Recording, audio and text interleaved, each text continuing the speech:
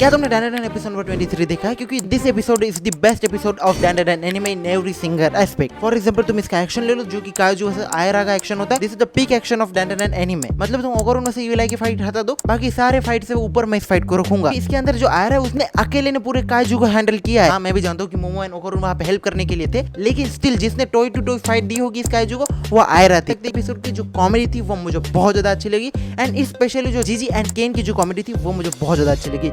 मतलब देखो, मैं पॉलिटिकल साइंस पढ़ता रहता हूँ, उसके अंदर दो तरीके की आइडियोलॉजी होती है, एक होती है राइट और एक होती है लेफ्ट। एंड तुम लेफ्ट के अंदर ऐसा समझ लो कि वो हर चीज को बहुत ज्यादा अप्रिशिएट करने को कहते हैं कि फॉर एग्जांपल कोई मोटा है तो वाह तू मोटा बन गया और ऐसी बकवास करने को कहते हैं। एंड जो राइट के अंदर होता है अबे तू मोटा है, अबे शेम क्या किया जाता है, बॉडी शेमिंग उसके अंदर होती है। एंड बीच में आते न्यूट्रल जो कि कुछ नहीं कहते, भाई तू तेरी जिंदगी बाहर में जा। मतलब जो अपना कहने वो जीजी को भला बुरा कह रहा होता है, क्योंकि जीजी ने कहा था कि तुम्हारा जो पसीना है वो मेरे ऊपर ना गिरे, इस पर ध्यान देना। एंड ये चीज एक्चुअली वैलिड है, क्योंकि मैं भी अगर किसी रैंडम पर्सन को उठा के चल रहा हूँगा तो फिर मैं नहीं चाहूंगा कि उसका पसीना मेरे ऊपर गिरे। एंड जीजी के केस में तो एक वैलिड रीजन था कि भाई उसका ईविल आई वाला जो ट्रिगर है वो एक्टिवेट हो जाता, लेकिन जो अपना क्या कहते हैं मोटा ओकर केन है उसको तो इससे घंटा फर्क नहीं पड़ता, यूं ही टाइम पास कर रहा था।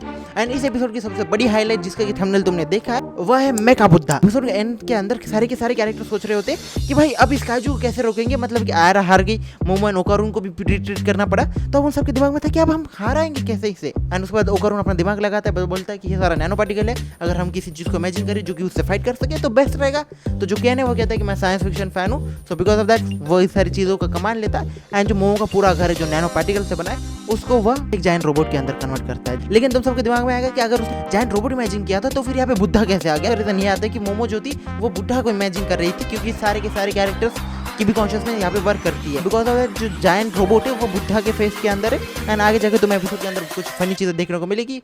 बाकी उस एपिसोड का रिव्यू सुनने के लिए इस चैनल को सब्सक्राइब कर लो।